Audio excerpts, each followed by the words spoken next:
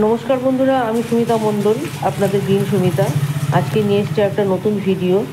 এই যে গাছটা দেখতে পাচ্ছেন, গাছটা আপনারা অনেকেই চেনেন, 90% লোকই চেনেন। স্নেক প্ল্যান্ট হিসেবে পরিচিত, ইনডোর প্ল্যান্ট হিসেবে এই গাছটি খুবই পরিচিত, মানে খুবই জনপ্রিয় গাছ। কেননা এই গাছটা একদমই লো মেনটেন্যান্সের গাছ, একদম পুরো জল খাবার দাবার ছাড়াই বহুদিন বেঁচে থাকতে পারে।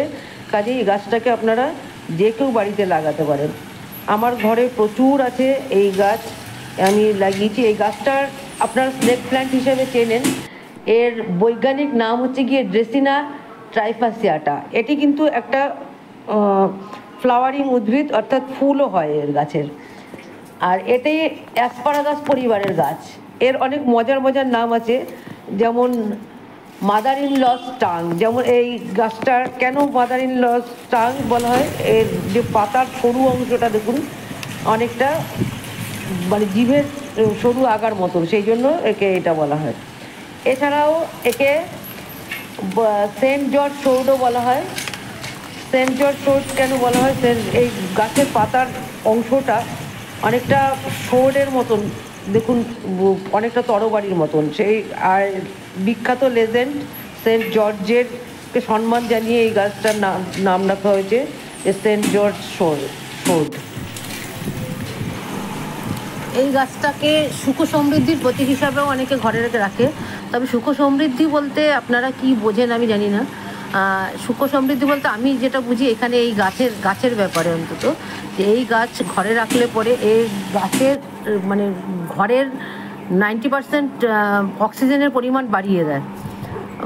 মানে এসির ঘরে যদি রাখেন বা অন্যান্য যে কোনো ঘরে রাখুন, সাধারণত কি হয়, ঘরের মধ্যে গাছ কেন রাখে না, গাছ রাত্রিবেলা আমরা যখন ঘুমাই, গাছ তখন রাত্রিবেলা কার্বন ডাইঅক্সাইড ছাড়ে, গাছের তলায় যার জন্য ঘুমাতে নেই রাত্রিবেলা, গাছ ওই জন্য ঘরে রাখে না। কিন্তু এই সমস্ত গাছ কেন ঘরে রাখতে বলা যায়, এই গাছ কিন্তু রাত্রিবেলা কার্বন ডাইঅক্সাইডের বদলে অক্সিজেন ছাড়ে।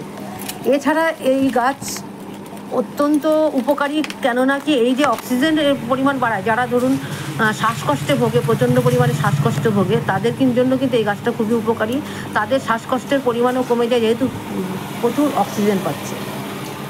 এছাড়া এই গাছ অত্যন্ত উপকারী, যেমন বিভিন্ন বিষাক্ত টক্সিকেটেড কেমিক্যালগুলোকে এরা বা গ্যাসগুলোকে এরা অ্যাবজর্ব করে। যেমন ধরুন ফর্মালডিহাইড, বেনজিন, xylene, ট্রাইক্লোরোইথালিন ইত্যাদি।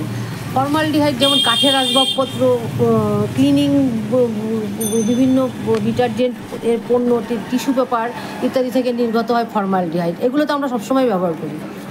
হ্যাঁ, তো এছাড়া টলুইন ইত্যাদি টক্সিনগুলোকে শোষণ করে। বেনজিন কোথায় পাওয়া যায়, পেইন্ট, রাবার, ডিটারজেন্ট, এসবগুলো আমরা সবসময় ব্যবহার করি। এগুলো থেকে যে টক্সিন বেরোয় সেগুলোকেও অ্যাবজর্ব করবে। xylene যেমন গাড়ির ধোঁয়া, তামাকজাত দ্রব্য, সিগারেটের ধোঁয়া, এই সমস্ত থেকে যে xylene নির্গত হয় সেগুলোকেও শোষণ করে নেয়। আর ট্রাইক্লোরোইথালিন পেট্রোলিয়ামজাত দ্রব্য থাকে, আমরা তো সবসময় চলাফেরা করি, এই সমস্ত জিনিসগুলো আমাদের সম্মুখীন হতে হয়। তাতে এইগুলোকে অ্যাবজর্ব করার জন্য এই গাছ আমাদের একান্তভাবে দরকার। সেই জন্য এগুলোকে সুখ সমৃদ্ধির প্রতীক হিসাবে ধরা যায়। কারণ এইগুলো যদি না থাকে, আমাদের শরীরের অসুস্থতাও কম হবে, তাহলে সুখ সমৃদ্ধি এমনিই আসবে। এই জন্যই এছাড়া এই গাছ আরও অনেক উপকারে লাগে। ঘরের মানে সবুজের মাত্রা বাড়ে, দেখতেও সুন্দর লাগে। হ্যাঁ, তবে একটা জিনিস কি, এই গাছ যেমন উপকারী তেমনি আবার এই গাছ খুব বৃদ্ধি হওয়া খুব তাড়াতাড়ি, আর খুব তাড়াতাড়ি জলের পরিমাণ কম লাগে। খুব লো মেনটেন্যান্সের গাছ, 4 দিন 5 দিন আপনি খাবার দিয়ে রাখলেও কোনো ব্যাপার না। হ্যাঁ, জলও খুব কম লাগে। বাইরে রাখুন, ঘরে রাখুন, কোনো জায়গায় মানে ফেলে রাখুন, আপনি দেখুন পুরো বুশি হয়ে যায় গাছগুলো প্রচণ্ড পরিমাণে। তবে কি একটা জিনিস, যারা পোষ্য বা ঘরে পোষ্য রাখেন, কুকুর বিড়াল আছে, তাদের জন্য কিন্তু এই গাছটা একটু টক্সিকেটেড। কেননা কি এই গাছ, তবে মানুষের জন্য বিষাক্ত, কারণ এরগুলি থেকে যে রস বেরোয়, স্যাপোলিন নামে এক ধরনের পদার্থ থাকে, যা গ্যাস্ট্রো ইন্টেস্টিনাল ডিসঅর্ডার সৃষ্টি করে, অর্থাৎ পেটের নানা রকম সমস্যা সৃষ্টি করে। যেমন বমি হতে পারে, পেট খারাপ হতে পারে, তাছাড়া বিশেষ করে এগুলো কুকুর কি করে, ওদের নানান সমস্যার জন্য ওরা গাছপালা খায়, আর ওদের গাছপালা কিন্তু ওরা চিবানোর একটা অভ্যাস থাকে, এটা কিন্তু একটা টেন্ডেন্সি। সেই গাছপালা যখনই চিবোবে এই রস ওদের পেটে গেলেই কিন্তু গ্যাস্ট্রোইন্টেস্টিনাল ব্যাপার, এবং তাতে কুকুর প্রচণ্ড পরিমাণে অসুস্থ হয়ে যেতে পারে। মানুষের পেটেও যদি যায় মানুষও অসুস্থ হয়ে যেতে পারে। এই জন্য এগুলোকে, কিন্তু এর থেকে রস তো বের হওয়ার কথা নয়, আপনারা যদি সাধারণভাবে ঘরে রাখেন। আমার তো 12 মাস ঘরের মধ্যে থাকে, একদম পুরো এসির রুম থেকে শুরু করে সমস্ত রুমে একদম লাইন দিয়ে সমস্ত, দেখুন প্রচুর গাছ।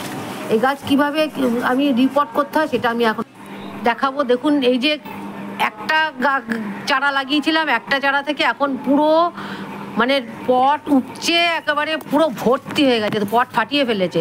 এখন এগুলোকে একটা একটা করে আমি তুলবো আর আলাদা আলাদা করে সব জায়গায় লাগিয়ে দেবো। কীভাবে তুলব, খুব সহজেই এগুলোকে তোলা যায়, তুলে একটু টান দিলেই উঠে আসে আস্তে করে। এই দেখুন কীভাবে তুলছি এক সাইড থেকে, যেগুলো শিকড় যেন ড্যামেজ না হয় সেটা একটু দেখবেন, একটু টান দিলেই উঠে আসে। এই দেখুন একটু টান দিয়েছি আস্তে আস্তে করে, এই যে উঠে এসছে, দেখুন কত শিকড়। এটাকে আমি এখন আলাদা করে রাখবো।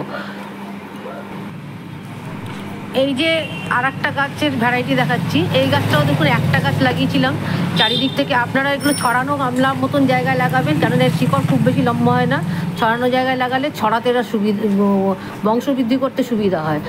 আর এদের কি করবেন, সবসময় ওই এক জায়গায় অনেকগুলো হয়ে গেলে এরকম আলাদা করে দেবেন। এটা দেখুন আলাদা করে দিয়েছি। কিভাবে আমি এটা আলাদা করেছি সেটা আমি আপনাদের মাটি তৈরি করা থেকে শুরু করে একদম কোন মাটি, এই যে এগুলো আলাদা আলাদা ছোট ছোট তুলে নিয়েছি, আলাদা আলাদা চারা। এইগুলোকে এখন আমি আলাদা করে বসাবো। মাটিটা কি করে তৈরি করেছি, মাটির মধ্যে আমি নিয়েছি হচ্ছে সম পরিমাণে একদম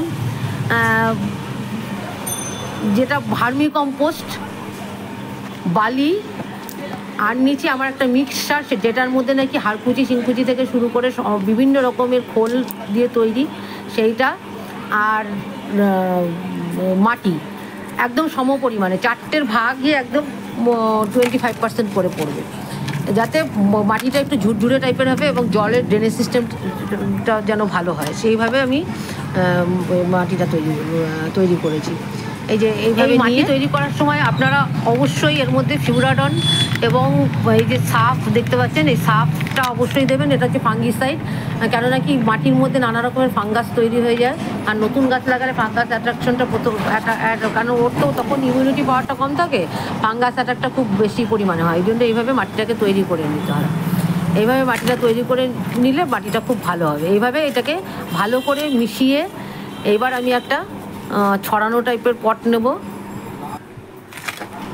এই পটটা দেখুন, এই যে ছড়ানো, এটাকে আমি তাতাল দিয়ে ফুটো ফুটো করে নিয়েছি। তলার ফুটোগুলো প্রচুর পরিমাণে ফুটো করবেন। এই ফুটোগুলো প্রথমে কি করে, 3 লেয়ার ড্রেনেজ সিস্টেম, আপনারা যারা 3 লেয়ার ড্রেনেজ সিস্টেম জানেন তারা এটা জায়গাটা স্কিপ করবেন, আর যারা নতুন করছেন তাদের জন্য এটা করছি।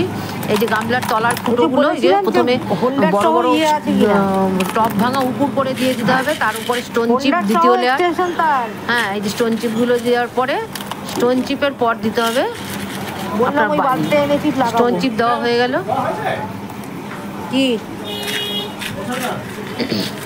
হ্যাঁ, ধোয়া হয়েছে। এগুলো সুন্দরভাবে এমনভাবে দেবেন যেন ফাঁকাগুলো থাকে না। এবারে বালি দিয়ে দেবেন। এই 3টে লেয়ার তৈরি হয়ে গেল। এই 3টে লেয়ার তৈরি হয়ে গেলে কী হবে, এতে কী হবে, এই যে স্টোন চিপগুলো আটকে গেল, আর নিচের ইয়েগুলো সরার যে জায়গা থাকবে না, তাতে জলটা একদম শুশু দেওয়া মাত্র শুশুর করে বেরিয়ে চলে যাবে। এইবারে আস্তে করে মাটিটাকে দিয়ে দেবো। মাটিটা কিছুটা পরিমাণ দিয়ে মাটিটা দিয়ে দিচ্ছি।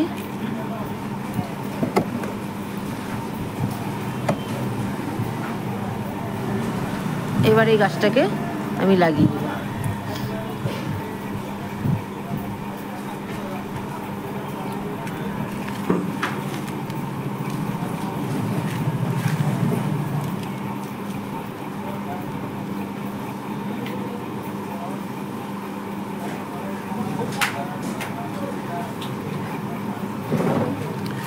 এই ফাঁকে আপনাদের বলি যে এই গাছটাকে এভাবে তো লাগাবেন, এবারে গাছ যে কোনো সময় লাগানোর সঙ্গে সঙ্গেই জল দিতে হয়।